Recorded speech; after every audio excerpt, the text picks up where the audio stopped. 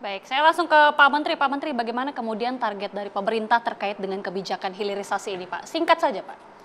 Ya, kami dari pemerintah tetap insya Allah akan konsisten untuk tetap menjalankan karena hilirisasi ini adalah salah satu instrumen penting untuk pertumbuhan ekonomi kita bagus, penciptaan lapangan pekerjaan, penciptaan nilai tambah, pendapatan negara. Dan satu lagi, hilirisasi inilah mengarah kepada industrialisasi karena menyangkut kedaulatan negara dan wibawa sebuah negara. Saya mau kasih contoh, tidak semua negara yang pendapatannya tinggi itu otomatis menjadi negara maju. Uni Emirat Arab pendapatan per kapitanya lebih tinggi ketimbang Korea. Tapi kenapa Korea menjadi negara maju? Karena dia membangun industrialisasi. Dia membangun teknologi yang begitu kuat.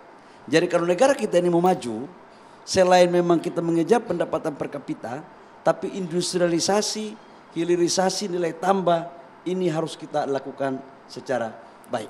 Saya pikir itu. Dan sekali lagi, mau IMF kah, mau IMF kah, mau WTO kah, nggak ada urusan. Langit meruntuh pun tetap pemerintah konsisten untuk hilirisasi, tetap menjadi agenda utama Presiden Joko Widodo dan Kiai Maruf Amin. Oke, Pak Mulyanto, catatan untuk pemerintah terkait dengan kebijakan ini, Pak? Ya, saya pikir pemerintah harus terbuka lah secara lebih akurat. Berapa sih sebenarnya penerimaan negara dari hilirisasi?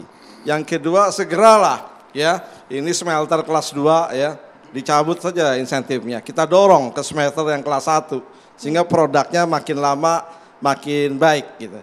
Yang ketiga, kita berharap investasi ini harus terjadilah diversifikasi. Jangan hanya dari negara tertentu aja yang 80% lebih dengan dampak sosial politiknya, ya kan, termasuk tenaga kerja. Ini kan nggak bagus ya.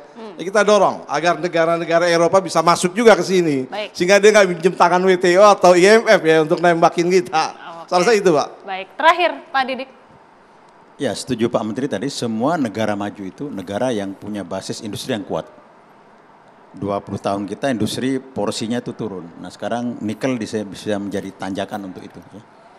Dan nilai dari industri itu harus ke pasar global agar punya devisa. Ya. Dan nilai devisa yang puluhan miliar sekarang itu bisa ditingkatkan menjadi 100 dengan pendalaman hilirisasi. Ya. Seperti dikritik oleh PKS, saya kira itu menjadi